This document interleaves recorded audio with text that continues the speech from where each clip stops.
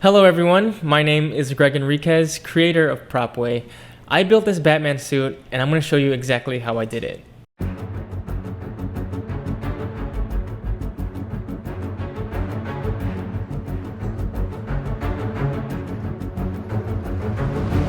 I finished this suit back in October 2024, so it's been almost a full year since the suit is complete, and I'm just now finally putting out this build video. This has been a very special project to me, and I know how much it means to you guys too, so I wanted to share my process and some tips on how to build your own suit. Before we start, you can find the template that I made myself to build most of the suit right in the description below. And as a special gift to you guys, it will be absolutely free for this weekend only in celebration of Batman Day, so make sure to download it fast. After this weekend, I will be selling the template on my website. It's not going to be a crazy price, but it does help me continue making PropWay videos. Now let's build the Batman. I built this suit with about a 1-month deadline. I started it towards the end of September and tried to finish it before Halloween. So there will be some shortcuts that I do take in this video. Whether you want to follow those or go into more detail on your suit, totally up to you. Starting with the cowl. This is something that I took a fairly different approach on. It was a 3D printed and foam hybrid. The top half of the cowl was printed from Do 3D's model, which you can find their website below, which has a really movie accurate look. And then I just freehanded the lower half out of foam while wearing the cowl. It was a pretty tricky process and took a lot of trial and error, but in the end actually worked out really well. I do have a tutorial on this channel of how to make one completely out of foam, but that one is a bit of a simpler version. This version that I made, I really like the detail on the Do 3D cowl, so I decided with my deadline and everything that it would just be better to 3D print it and then build the rest of it out of foam. One thing I really love about the Robert Pattinson or Battinson suit is how real it looks. And I learned in the Art of the Batman book that the base suit, before you add all the armor, is really an anti-G Air Force pilot suit. And that's just another cool, realistic layer added to the movie suit that I really love. So I didn't really need to worry about tailoring the clothes to get like a nice skin-tight fit or anything like that. And while I couldn't get an actual pilot suit, I just tried on a bunch of different tactical style clothing. For the top of the suit, I went with a couple different just quarter zip sweaters, had tactical sweaters. So I bought these off Amazon, and I'm gonna see which one is honestly the best material, best color to fit the pants and to fit the rest of the suit. And here you can see I have a couple different gray pants, jeans that I bought to match these grays and to see what material works best with them. And I settled on a couple options that I found on Amazon, which I'll link in the description as well. I think outside of the cowl, the chest is really the most recognizable piece of any Batman suit. I mean, it holds the iconic emblem and really just gives Batman his size and his power. I decided to 3D print the emblem, but you really don't have to. You can trace out the shape out of cardboard or foam and add little details to it. I had the model already made from a few years ago, so it was just quicker to print it. I printed it flat and then softened it slightly with a heat gun so that I could get a bit of curvature to the edges, similar to the actual suit. With the completed emblem, I was then able to start sketching out the chest plates. I drew it out on poster board, cut it out with an X-Acto knife, and then transferred those pieces to 5mm thick EVA foam. Then I combined pieces by using contact cement, which works extremely well with EVA foam. As usual, we just apply the glue to the edges you plan to join, let it dry for about 30 seconds to a minute, and then you join the edges together and you get a really strong and clean seam.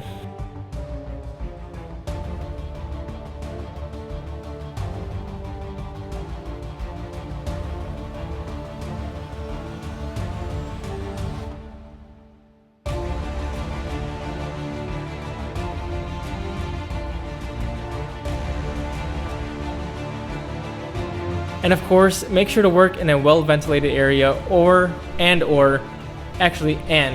wear a mask to prevent breathing any strong fumes. I then used a larger piece of foam as a backing plate to glue the two halves onto, and this makes it one connected large chest piece. You'll also notice there's a second layer on top of the chest plate, which is just another stacked layer of 3mm foam. To attach the emblem to the chest, I glued in some magnets. I would definitely recommend using multiple magnets here or really strong ones. Mine were pretty weak and would separate just by flexing the chest slightly, which got very annoying. Now moving on to the shoulders, you'll be cutting out 4 panels per shoulder. The shoulder portion of the template is going to show 2 pieces, but you're gonna need to take those pieces and then flip them over and retrace them to get the 4 pieces, and you're gonna do that for each shoulder. The same process applies with tracing the template out onto 5mm EVA foam.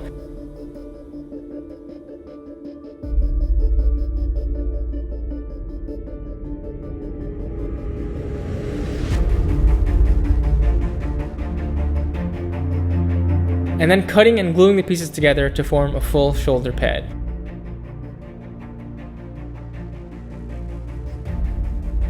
If you've seen my previous videos, you know that I like to heat up each foam panel with a heat gun, and this helps seal the foam.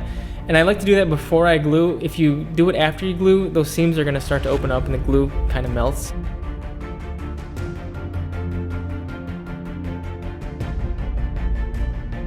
The shoulder does require some detail work. As you'll see here, this is going to be one long trapezoidal shape that you'll need to cut out, and then we're going to glue a piece of foam behind it just to cover that hole. Also, you'll have these long rounded strips and then these small trapezoids that get glued onto the surface. If you look closely at images of the actual suit's shoulders, you'll see these little fastener heads, and the way I did it was by taking these brad paper fasteners and just poking it through the foam and then opening it on the backside to keep it secured. The color of it really isn't important right now because we're going to paint over it later. Throughout the years, Batman has had different types of suits, whether it's a full rubber suit or like a fabric suit.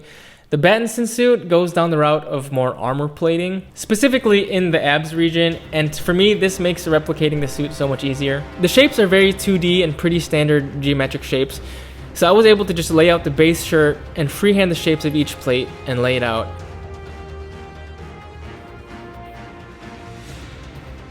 After laying it out, I recommend using a pen to trace out its position on the shirt so that it's easier to glue in later.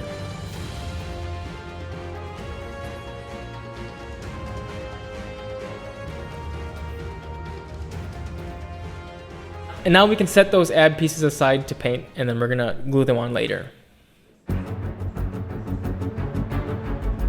The arms consist of 2 pieces, the lower arm and the upper arm. Starting with the upper, this is basically just a short cylinder with some added details. Using a sheet of foam, you can create a cylinder shape like this, and then basically glue on these triangle shapes for extra detail. We'll set those aside for paint later, and then we'll bring them back to add in some final details. Moving on to the forearm, this was also created from a cylindrical shape. First with a piece of poster board, and then transferred onto 5mm EVA foam.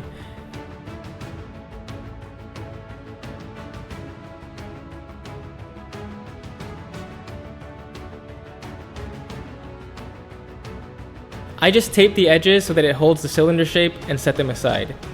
And then I cut out another panel for each forearm, and we're going to score in 5 lines without cutting all the way through. This gives us nice separation for those silver darts that we're going to add later, and also allows it to flex nicely around the cylinder.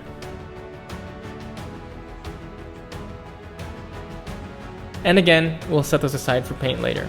One of the more unique pieces of the Battinson suit is the neck and collar. It's never been done in live action before, and it really gives a completely different aesthetic to Batman. Same as most of the other pieces, I built this out of 5mm EVA foam.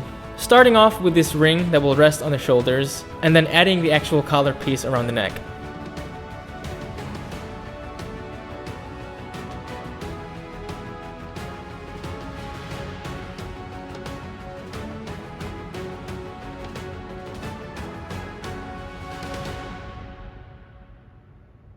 The painting of this suit was actually quite simple.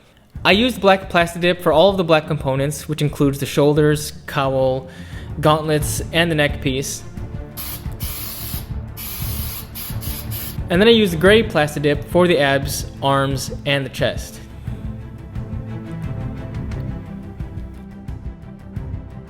I was really lucky that the gray Plastidip ended up being the perfect color for what I needed.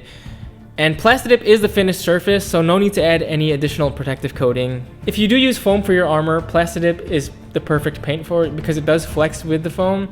You're not going to get any cracks like you would if you used like a normal spray paint. After painting, there is still a little bit of work to do, but this is going to be where all of your details really come to light. Let's start with the upper arm.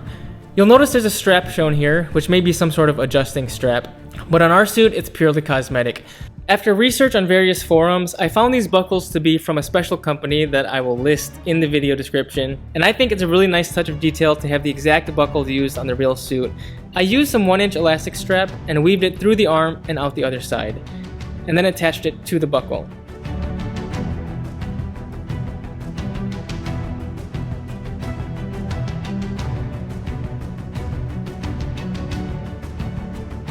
The stock buckle comes with a red strap, so I changed it out for a yellow strap to be more movie accurate.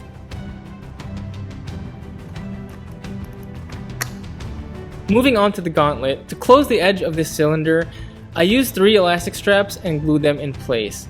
Elastic is perfect for this because it allows the gauntlet to expand to the size of your arm, so you're not locked into one hard gauntlet size. Batman has what looks like these silver darts on his forearm, although he never used them in the movie. I ended up 3D printing these for the sake of time, as I was very close to my deadline. But these could easily be made with some wooden dowels, or small tubes, or pencils, or whatever you can think of.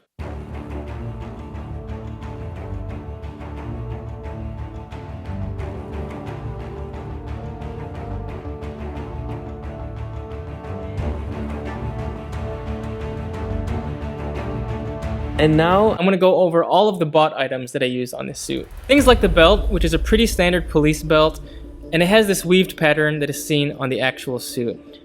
There's also a baton holder, a dual pouch, and I even got a phone holder, which is super useful at conventions or at Halloween parties. And again, all of these were purchased items that I mostly got off of Amazon, and links will be in the description for the belt and for the accessories. Another purchased item was the leg harness you see here. And this is just a typical leg holster with a couple of buckles that I also bought online. The gloves and boots of the suit, I will admit, are not totally accurate to the movie, but they work, and if you're not going for 100% screen accuracy, you can get any black tactical gloves and tall black boots, and you should be fine. So once all of the components were built and painted, we needed to find a way to mount all of these loose pieces to the suit. For example, the chest plate. And the best way to do that, and is what was actually done for the real suit, is Velcro. I had these adhesive backed Velcro strips that I could just apply onto the shirt and then to the back of the armored plates. But because these are going to be taken off and put back on, I reinforced them with hot glue. The professional way is to probably sew those on. I don't have a sewing machine, and hot glue worked just fine, and it hasn't peeled or ripped off since.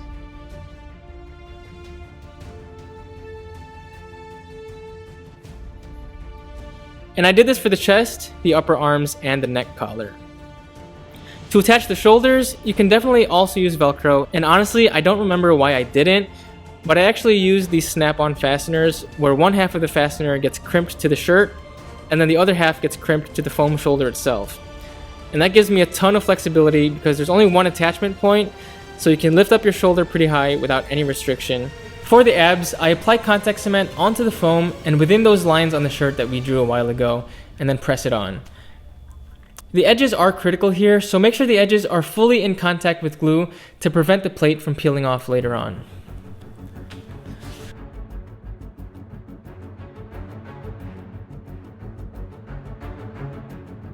Of course, you cannot have Batman without his iconic cape, and there's so many ways to make a cape. What I specifically did was I bought a large section of this faux leather, which for me has a great weight and texture to match the movie's cape. I cut out this U shape at the top so that it could wrap around my neck nicely, and you sort of want to have a fan-shaped cape when it's fully open like this. That lets it bunch up and fold up nicely in the back when it falls, so it feels more full and not just like a blanket hanging from your back, it's more of a curtain. And to mount the cape, I folded the tips multiple times to get these ruffles, and then used those snap-on fasteners to hold that in place. And with another snap-on fastener in the chest area of the suit, I can just pull the cape around the neck and snap it down onto the chest. And that just holds beautifully, and of course the chest plate will cover that up nicely. And once I had all of the components built, this is how I mounted the suit, and it's also the same order of how I wear the suit.